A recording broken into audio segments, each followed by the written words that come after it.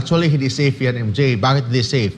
Pag conjugal property ang pinag-usapan, if we are talking of conjugal property, hindi pwedeng ibenta ang conjugal property ng isang spouse lang. Kailangan dalawa sila ang magbenta, except pag may consent ng other spouse or approval ng court.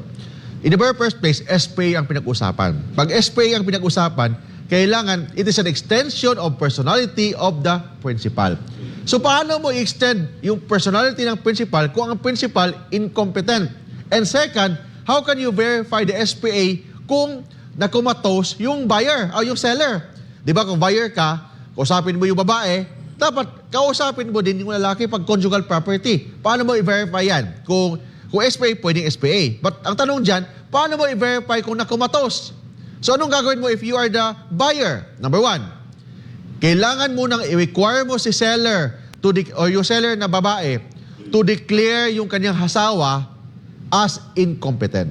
I-declare as incompetent sa court. Pagkatapos, kailangan yung property na ibenta should be placed under guardianship sa babae na yan.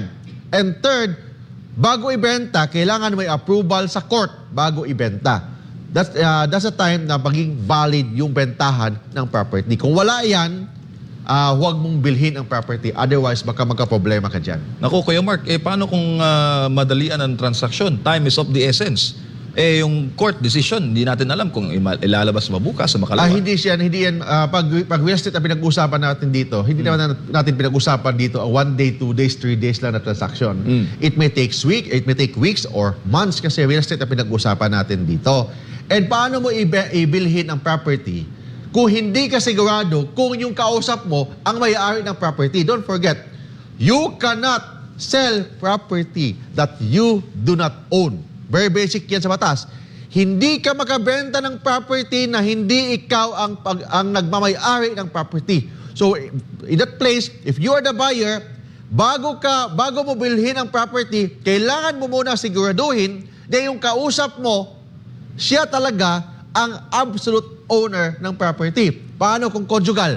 Sabi ng batas, kailangan dalawa sila mag-approve. So, anong gagawin dyan kung nakakamatos? Kailangan mo nang ipa-approve sa court, ipa-declare sa court na incompetent, ipa-declare sa court na yung property is under guardianship sa babae na yan, and third, kailangan mo ipa-approve sa court. Otherwise, magka-problema ka kung bilhin mo talaga yung property na yan. Alright, thank you, Kuya Mark.